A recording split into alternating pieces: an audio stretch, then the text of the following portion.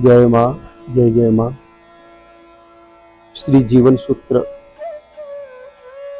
अध्यात्म सत्संग के 11वें दिवस में आप सभी का स्वागत है। कुछ सूत्र ऐसे हैं जिनका अभ्यास करके, जिनको आधार बना करके मनुष्य जीवन जिए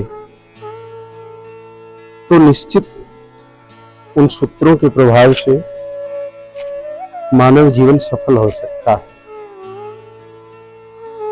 ये सूत्र हमें उपनिषदों से प्राप्त होते हैं, ब्रह्म सूत्र से भी प्राप्त होते हैं और सहजता से गीता जी से प्राप्त हो सकते हैं।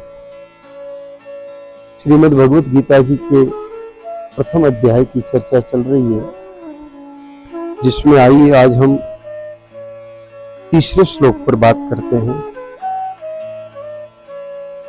धृतराष्ट्र को संजय सुना रहे हैं कि महाभारत के युद्ध में क्या क्या हुआ, प्रारंभ की स्थिति बता रहे हैं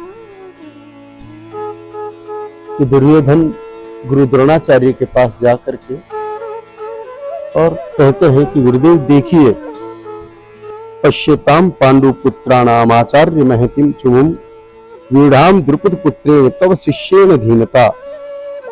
हे आचार्य, हे गुरुदेव, आपके बुद्धिमान शिष्य द्रुपद पुत्र के द्वारा व्यू रचना से खड़ी की हुई पांडवों की इस बड़ी भारी सेना को देखिए। अब इस श्लोक में भी कई सारी विसंगतियां प्रतीत होती है। सामान्य दृष्टि से देखें तो विसंगतियां है नहीं, प्रतीत होती है। जैसे वो गुरुदेव को कह रहे हैं कि गुरुदेव देखो, तो गुरुदेव देख ही रहे हैं। पांडव सेना को देखने की बात कह रहे हैं कि गुरुदेव देखिए इस पांडव सेना को, तो गुरुदेव तो पहले से देख ही रहे हैं, सामने खड़े हैं। यहां पर देखो का मतलब विशेष रूप से ध्यान दो, इसलिए देखो कहा है। फिर यहां पर द्रुपद के पुत्र व्यूढ़ाम द्रुपद पुत्र नाम नहीं लिया, धृष्टद्युम्न का नाम न लेकर के द्रुपद पुत्र कहा, और यह भी कहा कि आपका बुद्धिमान शिष्य है। यहां पर व्यंग्यात्मक भाषा का भी उपयोग हुआ है। यहां आपने गलती की है, शिष्य आपका है और सेना सामने वाली है, आप ही के खिलाफ लड़ने को खड़ा है। द्रुपद पुत्र कहने के पीछे हेतु कुटिल हेतु है। जो लोग सहज होते हैं, जो लोग सरल होते हैं, जो लोग भगवत मार्ग पर चलने वाले होते हैं, जो लोग सत्य पथ अनुगामी होते हैं, वो लोग कभी भी बात को घुमा फिरा के नहीं बोलते, सीधी सीधी बात बोलते हैं। जो कहना हो सरल भाषा में कहना। अगर कोई बात को बहुत घुमा रहा है, इधर घुमा रहा है, उधर घुमा रहा है, तो समझ लेना कि इसके जीवन में कुटिलता है। जो सरल व्यक्ति होगा वो ये विचार नहीं करता है कि ये क्या सोचेगा, वो क्या सोचेगा, ये बोलूं कि नहीं बोलूं, वो बोलूं कि नहीं बोलूं। वो जो बात करता है सीधी बात करता है, सरल भाषा में बात करता है। जीवन में कुटिलता है तो परमात्मा नहीं मिल सकते। कुटिल व्यक्ति को कभी भगवान नहीं मिल सकते। जो मन में कपट रखे, बाहर से कुछ और अंदर से कुछ और, बाहर साफ सुथरे कपड़े पहन रखे हैं, माला फेर रहे हैं, दिखावा कर रहे हैं, गौ सेवा का दिखावा कर रहे हैं, भगवत भक्ति का दिखावा कर रहे हैं, अंदर कुछ और चल रहा है। दूसरों को नीचा दिखाना, दूसरों को धोखा देना, दूसरों को तकलीफ देना, ये सारी चीजें जिनके मन में है उनको कभी भगवान प्राप्त नहीं हो सकते, ईश्वर प्राप्त नहीं हो सकते। भगवत प्राप्ति के लिए जरूरी है कि मन में अंदर जैसा है वैसा बाहर भी रहे। मुंह में राम बगल में छुरी वाला व्यक्ति कभी भगवान को प्राप्त नहीं कर सकता।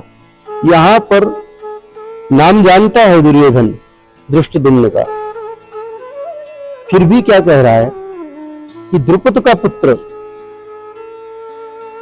पुत्र कहने के पीछे हेतु ये है कि कभी पूर्व काल में द्रुपद और द्रोणाचार्य के बीच झगड़ा हो चुका था।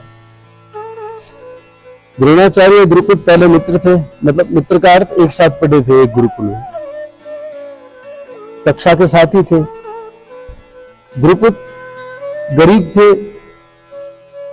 ये द्रोणाचार्य गरीब थे, द्रुपद राजा बन गए। राजा बन गए तो ये उनकी सभा में गए तो उनका अपमान भी किया, एक गाय माता मांगी तो भी नहीं दी। तो ये उकसाने की प्रक्रिया है एक तरह से कि तुम्हारे उस वेरी द्रुपद का बेटा है ये। लोग टीवी के 10 एपिसोड। और सत्य ये है कि वो उकसे भी दुर्योधन अपने इस कार्य में सफल रहा।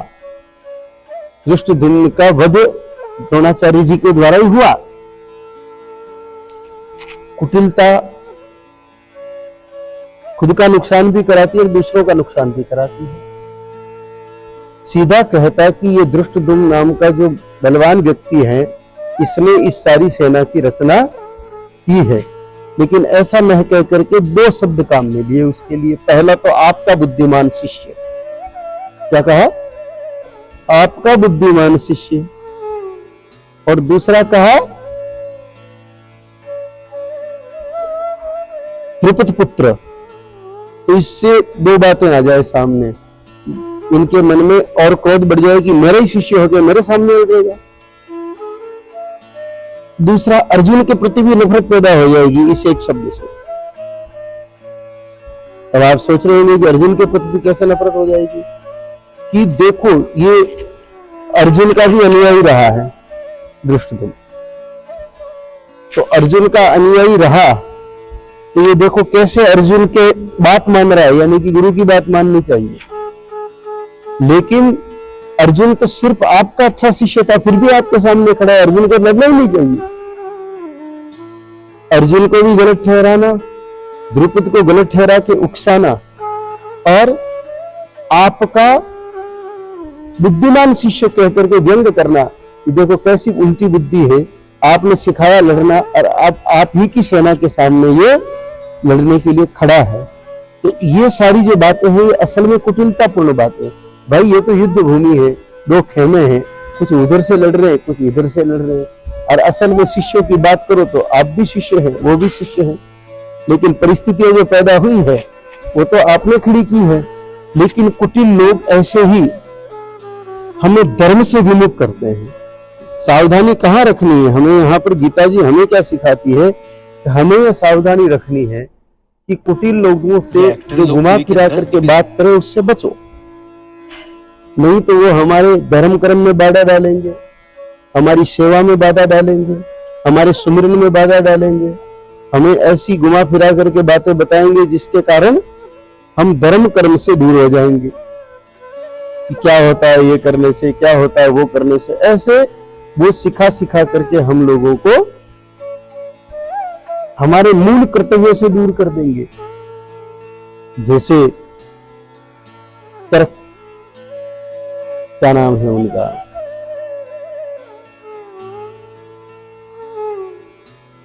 नास्तिकवाद के आचार्य थे, नाम स्मरण में नहीं आ रहा है, लेकिन उन्होंने लोगों को घुमा फिरा करके सिखाया। यावेत जीवेत सुख जीवेत ऋण कृत्वा घृत पीवेत भस्म भूतस्य देहस्य पुनरागमन कुतः। चारवाक नाम था उनका, चारवाक, कि भाई मस्ती से जियो, कुछ नहीं है, कोई आत्मा नहीं है, कोई परमात्मा नहीं है, खाओ पियो मजे करो, संसार में आए हो तो हाँ कर्जा लेकर के भी मजे करो। तो असल में ये भ्रमित करने वाली स्थिति है। जो सत्य है उसको छुपा करके असत्य को प्रकट करके लोगों को भ्रमित करना। तो यहाँ दुर्योधन गुरुदेव को भ्रमित करने का प्रयत्न कर रहा है कि देखो आपने ही जिस शिष्य को सिखाया वही द्रुपद का पुत्र जो आपका बेरी है, इसने कितनी सुंदर रचना की है। इस महान सेना को देखिए, क्या कहा? महान सेना को देखिए। जबकि सेना तो बड़ी किसके पास है? कौरवों के पास, क्योंकि पांडवों की सेना तो 7 अक्षौहिणी है और उनकी कौरवों की 12 है। तो बड़ी सेना किसके पास है? कौरवों के पास है, फिर भी वो क्या कह रहा है, ये महान सेना क्यों कह रहा है? इसके पीछे दो कारण हैं। पहला कारण तो ये कि थोड़ी सेना को भी युक्तिपूर्वक अच्छा ऐसे सजाया कि वो ज्यादा दिखे। ये एक्टर दूसरा, लोग टीवी के 10 एपिसोड पापी व्यक्ति होता है, उसको सामने वाले के पास सब कुछ ज्यादा दिखता है, धन भी ज्यादा दिखेगा, बल भी ज्यादा दिखेगा। भला आदमी होता है उसको, जैसे कहते हैं, इसको दूसरे की थाली में घी ज्यादा नजर आता है, किसको ज्यादा नजर आएगा? जो पापी व्यक्ति होगा। धर्मात्मा व्यक्ति को दूसरे के पास चीज अधिक नहीं दिखेगी, उसको लगता है कि मेरे पास ज्यादा है, मुझे अधिक मिल गया है, मुझे इतना नहीं चाहिए। धर्मात्मा व्यक्ति अधिक लेगा भी नहीं। सच्चे धर्मात्मा होंगे वो अधिक नहीं लेंगे। एक बार की घटना है, हरिद्वार के एक संत गोपाल आश्रम आए थे, करीब 15-16 साल पहले की घटना है। तो उनको यात्रा व्यय के हिसाब से कुछ राशि दी, वो नहीं ले रहे थे, जबरन दे दी। तो उन्होंने सोचा कि अब ये इनसे जिद करना ठीक नहीं, तो वो लेके चले गए। फिर उनको किराया चाहिए था, इतना रख करके बाकी का जो गाड़ी छोड़ने गई उसकी सीट के पीछे डाल दी, और बाद में किसी के फोन से मैसेज करवा दिया, सीट में रुपए पड़े निकाल लेना। यानी कि उनको अपने पास ज्यादा लग रहे थे कि भाई मुझे तो इतना ही चाहिए। तो संत वृत्ति वालों को अपने पास ज्यादा लगेगा, असंत वृत्ति वालों को दूसरे के पास ज्यादा लगेगा। जब अपने पास ज्यादा होगा तो सेवा करने का मन करेगा, दूसरों के पास ज्यादा दिखेगा तो क्या करेंगे? बराबरी करने के लिए कंपटीशन करेंगे। तो दूसरे के पास है उतना मेरे पास भी होना चाहिए, ऐसा विचार करने के लिए फिर वो क्या करेगा? ऐसा करने के लिए वह फिर उल्टे सीधे काम करके भी उसकी बराबरी करने का प्रयत्न करेगा। तो यहाँ दुर्योधन की कुमति ने भी उसके मन में यही बात बिठा दी कि मेरे पास कम है, उनके पास अधिक है, इसलिए देखो उस सेना को। अब यहाँ देखो का अर्थ कैसे खत्म करना है ये विचार करो। भाई इधर गुरु द्रोणाचार्य हैं, तो जो सामने के बल की सेना है वो तो सामने दिख रही है, भाई अपनी सेना नहीं दिखेगी। अगर द्रोणाचार्य आगे खड़े हैं तो अपनी सेना पीछे होगी, लेकिन जो दुश्मन की सेना है वो तो सामने खड़ी है, तो देखना क्या? यहाँ एक्टर लोग टीवी के देखो 10 कहने का अर्थ ही यही है। यहाँ जो मूल रूप से उन्होंने कहा कि देखिए गुरुदेव, इस देखिए का जो अर्थ है वो यही है, पश्यता। देखो, इसका अर्थ यही है कि अब इनको देखना पड़ेगा, मतलब इनको कैसे नष्ट करना है उसकी युक्ति बताइए, उसका तरीका बताइए कि इसको इस प्रकार से नष्ट किया जा सकता है।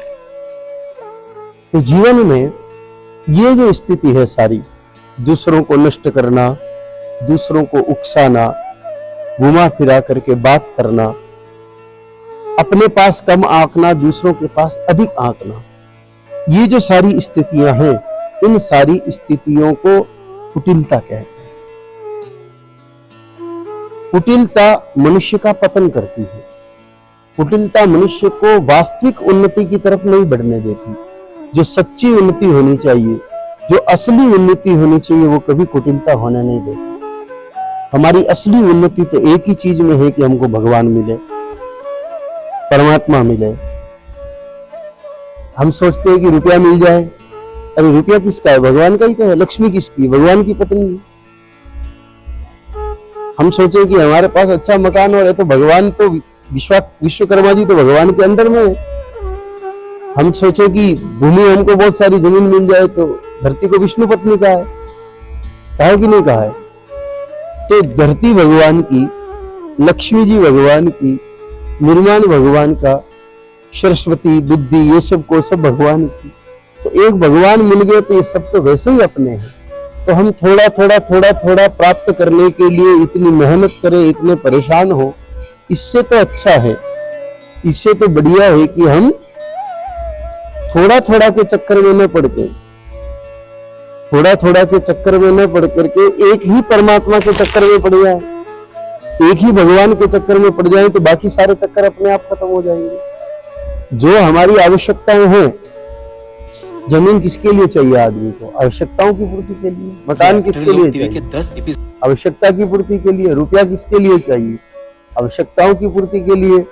तो जब हम भगवान के मार्ग में चल पड़ते हैं ईश्वर के मार्ग में चल पड़ते हैं, प्रभु के मार्ग में चल पड़ते हैं, तो अपने आप ही स्वतः वो सब मिल जाएगा जो हमारी आवश्यकताओं का विषय है। वो सब प्राप्त हो जाएगा जिसकी हमको आवश्यकता है। तो कुटिलता मिटने पर ही भगवान प्राप्त होंगे। तो भगवान को प्राप्त करने के लिए सबसे पहले हमें हमारी कुटिलता मिटानी पड़ेगी। आदमी कुटिलता लाता क्यों है? अपने अधिकारों की रक्षा के लिए। ये मेरा अधिकार है, मैं कुछ भी करके और ये लेके रहूंगा। किसी किसी के मन में तो इतना भर जाता है ये विषय कि वो इन चीजों को अपने जीवन का ध्येय बना लेता है। 2 दिन पहले की बात है, एक गाड़ी के पीछे लिखा था साम दाम दंड भेद प्रतिष्ठान। दुकान का नाम क्या रखा? साम दाम दंड भेद। मतलब कैसे भी, अब ये भी कोई नाम आता है? इनको पूछिए, साथ में तो हमने इनको बताया, मैंने कहा देखो ये क्या लिखा है, साम दाम दंड भेद प्रतिष्ठान। अर्थात हमको पाने के लिए कुछ भी करना पड़े। तो भाई कुछ भी करना पड़े, उसमें ये सब पा करके जब भगवान छूट रहे हैं, परमात्मा छूट रहे हैं, तो बात कैसे बनेगी? इसलिए ये जो अधिकार, कुछ भी करके मुझे मेरे अधिकारों की रक्षा करनी है, साम दाम दंड भेद, चाहे जो लगाना पड़े मुझे मैं लगाऊंगा, लेकिन मुझे तो मेरे अधिकारों की रक्षा करनी ही है। ये जो स्थिति होती है, ये स्थिति ठीक नहीं होती है, ये स्थिति उत्तम नहीं होती है। अपने अधिकारों की रक्षा करने की हमें आवश्यकता नहीं है। हमारा असली अधिकार है दूसरों की सेवा करना। वास्तव में दूसरों की सेवा करना ही हमारा अधिकार है। सत्य तो ये है, अथवा यूं कहें कि कर्तव्यों का पालन करना ही हमारा असली अधिकार है। भूमि पर कब्जा करना, हम पिता की 4 संतान हैं, तो बराबर 10-10 बीघा जमीन आनी चाहिए, 40 बीघा है तो ये मेरा अधिकार है। नहीं नहीं भाई, अगर किसी को 12 बीघा चाहिए तो तू ले ले। त्याग मेरा कर्तव्य है, कर्तव्य ही मेरा अधिकार है। तो हमारा असली अधिकार त्याग, असली अधिकार कर्तव्य पालन, असली अधिकार ये शरीर जो हमें भगवान ने दिया, इस शरीर में जो सामर्थ्य दिया, इस शरीर में जो शक्तियां दी, हमको जो वस्तुएं प्राप्त हुई, वो योग्यता जो हमको प्राप्त हुई, उस सब को हम सेवा में लगा दे, ये हमारा असल में अधिकार है, ये कह लीजिए। दूसरी चीजों में हम अपना अधिकार न बताते हुए इसी को हम अपना अधिकार बना ले, तो हमारा जीवन धन्य हो जाएगा, हमारा जीवन महान हो जाएगा, हमारा जीवन उत्तम हो जाएगा। हम परमात्मा के करीब पहुंच जाएंगे, हम ईश्वर के करीब पहुंच जाएंगे, और ईश्वर के करीब पहुंचने के बाद तो कुछ कमी रहती नहीं है, कुछ कमी रहती ही नहीं है। तो कुटिलता हमारी कब जाएगी? जब हमारे मन में अधिकारों की आलिप्सा नहीं रहेगी, अधिकारों को पाने की इच्छा न रहेगी। जहां अधिकार शब्द को, कर्तव्य शब्द जो होता है, उसमें तो पालन हो गया तो ठीक, नहीं हो गया तो ठीक, ऐसे चलता है जीवन। सामान्य तौर पर जहां कर्तव्य की बात आती है, भाई हमारा कर्तव्य है कि गौ सेवा करें, की तो भी ठीक और नहीं की तो भी ठीक, की तो भी अच्छा और नहीं की तो भी अच्छा, ऐसा भाव रहता है। लेकिन अधिकार की बात आती है तो कुछ भी हो लेके रहूंगा। जैसे महाराष्ट्र से एक शब्द प्रकट हुआ था ना कि स्वतंत्रता मेरा जन्म सिद्ध अधिकार है, मैं इसे लेकर के रहूंगा। तो अधिकार शब्द, मैं ये नहीं कहता हूं कि उन्होंने गलत शब्द बोला, ठीक है, वो देश की आजादी का विषय था, उन्होंने कहा, वो सब ठीक है। लेकिन जब हम मानवता की बात करते हैं और भगवत प्राप्ति की बात करते हैं, तो वहां बात स्पष्ट आती है कि जहां अधिकार शब्द आ गया, वहां पर हम न नीति देखेंगे, न नियम देखेंगे, न सिद्धांत देखेंगे, वहां तो कुछ भी करके हमको लेना ही है। तो अधिकारों में संघर्ष पे खड़ा हो जाएगा। अगर हम अपना अधिकार नहीं पा सकते तो फिर क्या होगा? लड़ाई शुरू होगी। वो चाहे फिर भाई है, जैसे भाई की बचपन में उंगली पकड़ करके चलना सिखाया, वही भाई जब बड़ा हो जाएगा, अधिकारों के लिए लड़ रहे, गला काट दिया जाएगा। अदालत में केस होगा, होगा कि नहीं होगा? ये अधिकार जो है, जब हमें सामान्य परिवार में प्रेम नहीं पैदा होने देते, तो क्या ये अधिकारों का रहते हम भगवान से प्रेम कर सकते हैं? वहां हम पूरी कुटिलता दिखाएंगे, वहां हम पूरी कुटिलता दिखाएंगे कि कैसे भी करके मैं मेरे अधिकार को लूंगा, और जहां कुटिलता होगी वहां प्रभु का प्रेम पाना संभव नहीं है। हम धरती पर आए, हम पृथ्वी पर आए इसलिए कि हमें परमात्मा का पावन प्यार मिले, हमें परमात्मा का पवित्र प्रेम प्राप्त हो, इसके लिए हम पृथ्वी पर आए। तो जिस मूल कारण से हम लोगों ने इस धरती पर जन्म लिया है, उस मूल कारण को पाने के लिए अधिकारों का त्याग, कर्तव्य का पालन, अधिकारों के त्याग में ही कर्तव्य पालन खड़ा होगा। अधिकार का त्याग जब करेंगे और कर्तव्य पालन को जब हम अपना अधिकार बना लेंगे, तो जीवन में प्रारंभ हो जाएगी सेवा। कर्तव्य पालन करते ही के हमारी सेवा, अच्छा कर्तव्य पालन में सावधानी रखनी पड़ेगी, कर्तव्य पालन में मोह नहीं होना चाहिए। ऐसा नहीं कि कर्तव्य पालन की बात आई तो भाई कर्तव्य पालन की बात है तो क्या कर्तव्य करना है? कर्तव्य ये करना है कि गाय माता को चारा डालना चाहिए। ये एक्टर अच्छा ठीक है, 10 एपिसोड तो जो मेरा प्रेमी है, मेरा प्रिय है, उसकी गौशाला में जाके चारा डालाऊंगा, भली जरूरत नहीं है। और जिस गौशाला में जरूरत है उसमें नहीं डालूंगा, तो ये कर्तव्य कर्म नहीं हुआ। फिर कर्तव्य कर्म में निर्मोहता बहुत जरूरी है। निर्मोही व्यक्ति ही वास्तविक कर्तव्य कर्म का पालन कर सकता है। मोह जहां है तो वो तो कहते हैं ना कि अंडा बांटे रेवड़ी, और फिर अपने को भी अपने व्यक्ति को देता रहता है, तो वो मोह है। तो मोह में बंद करके जब हम कर्तव्य पालन करते हैं, तो वो वस्तु तक कर्तव्य न होकर के मोह की पूर्ति होती है। नाम हम उसको कर्तव्य पालन देंगे कि भाई, कई बार कुछ लोग बहुत समृद्ध होते हैं, उनके पास गौ सेवक जाते हैं कि भैया हमें चारा चाहिए। ना मैं तो बहुत गौ सेवा करता हूँ, किसी फला जगह देता हूँ, वहां देता हूँ, वहां आवश्यकता है नहीं है, मैं वहां देता हूँ। वहां मुझे जरूरत है या नहीं, लेकिन मैं वहां देता हूं।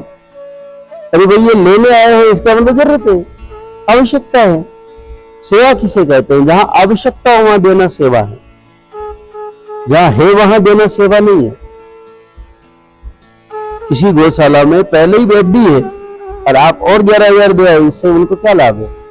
लेकिन जहां जरूरत है, जहां भूखी है गाय माता, वहां आप 11 रुपए भी दोगे तो वहां लाभ है। तो यहां पर कपट रहित होने के लिए, कुटिलता त्यागने के लिए, क्योंकि कुटिलता ने ही तो दुर्योधन को कृष्ण जी से अलग किया। रिश्ता श्री कृष्ण और अर्जुन के जो था, उससे ज्यादा घनिष्ठ संबंध दुर्योधन से था श्री कृष्ण जी का, क्योंकि समधि तो बहुत महत्वपूर्ण होता है। नहीं होता है? ब्याई जो होता है, सगा जो होता है, समधि जो होता है, वो तो बहुत महत्वपूर्ण होता है। दुर्योधन श्री कृष्ण के समधि है।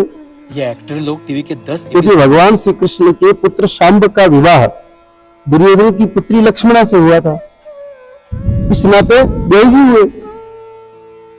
लेकिन कुटिलता के कारण नजदीक संबंध होकर के भी वो भगवान को कभी पहचान नहीं पाए। पास में थे भगवान, फिर भी कभी पहचान नहीं पाए। घर गए तो भी पहचान नहीं पाए। क्या बांध दो इसको? कन्हैया के लिए क्या कहा? बांध दो। जब समझौता कराने के लिए गए तब बांध दो कहा। तो हम भगवान को क्यों नहीं पहचान पाते हैं? भाई अर्जुन पहचान गया है। अर्जुन पहचान गए कि आप मात्र सारथी नहीं हो, सखा हो। या यूं कह दो कि भगवान श्री कृष्ण ने ऐसी स्थिति कर दी कि अर्जुन पहचान जाए। तो क्यों कर दी? क्योंकि वो कुटिलता नहीं है, वहां सरलता है।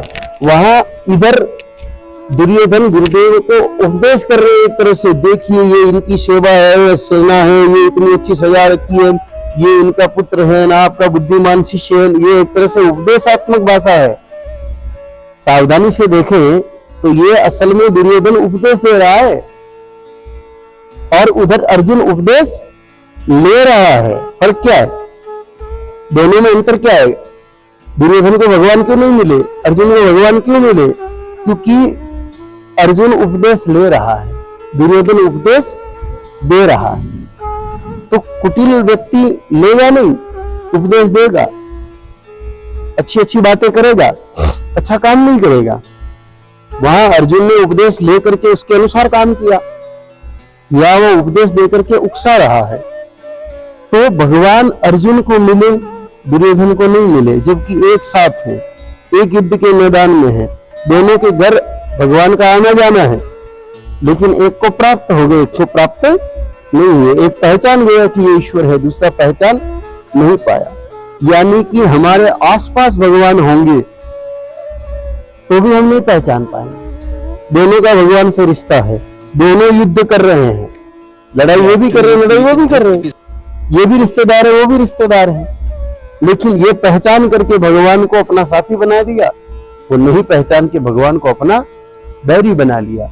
तो असल में जो लोग अपने आप को अधिक होशियार समझते हैं, अधिक इंटेलिजेंट समझते हैं, असल में वो होशियार नहीं है।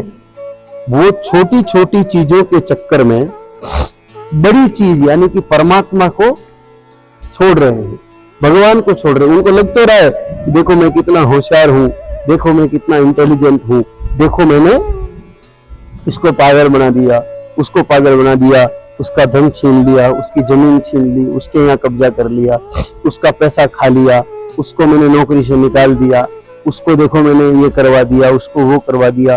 तो ये सारी जो चीजें हैं, ये सारी उसको लगता है कि मैंने बहुत कुछ पा लिया, पर उन सब चीजों को करके उसने ईश्वर को खो दिया, भगवान को खो दिया, जो भगवान सब कुछ करने वाला है, सब कुछ देने वाला है। इसलिए हम लोगों को अपने जीवन में ये सावधानी रखनी पड़ेगी कि हम भगवत प्राप्ति के राह पर जा रहे हैं।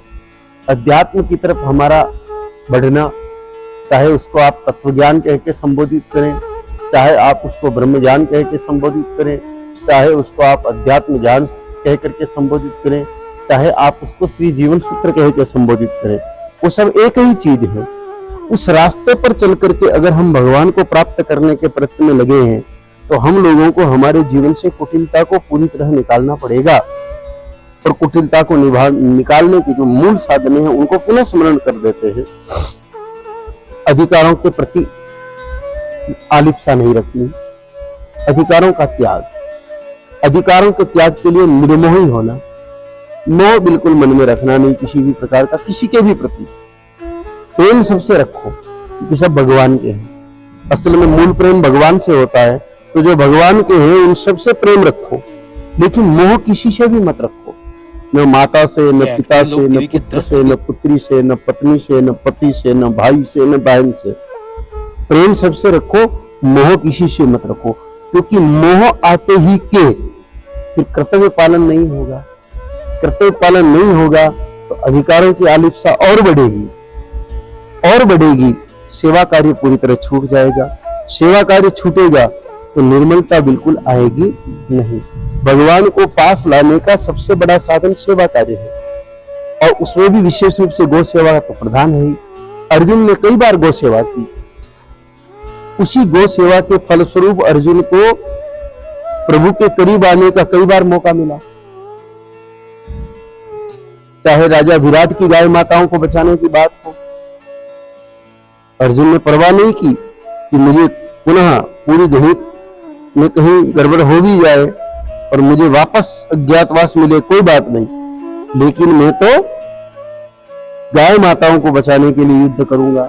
ब्रह्मला के रूप में होने पर भी अर्जुन ने राजा विराट के गोवंश को बचाने के लिए विश्व पितामह जैसे योद्धाओं से भी युद्ध किया। उधर अगर बात करें तो उससे पहले ब्राह्मण की गाय माता को बचाने के लिए, ब्राह्मण की गाय माताओं को दुष्ट लोग ले गए, तब उन गाय माताओं को बचाने के लिए अपनी पारिवारिक नियम और शर्तों को तोड़ना पड़ा तो तोड़ा। जो पांचों भाइयों के बीच और द्रौपदी के बीच जो एक अनुबंध हुआ था, पारिवारिक अनुबंध, कि हमें किस प्रकार रहना है, वो अनुबंध तोड़ करके भी अर्जुन ने भगवती गाय माता की रक्षा की कोशिश की। ये गो की सेवा के कार्य थे। तो सेवा कार्य करने से निर्मलता बढ़ी और निर्मलता बढ़ने से अर्जुन को भगवत प्राप्ति हुई। तो हम लोगों को भी कुटिलता से बच करके और अर्जुन की भांति भगवान को प्राप्त करने का प्रयत्न करना चाहिए। आज का समय पूर्ण हुआ। जय मां, जय जय मां। ओम।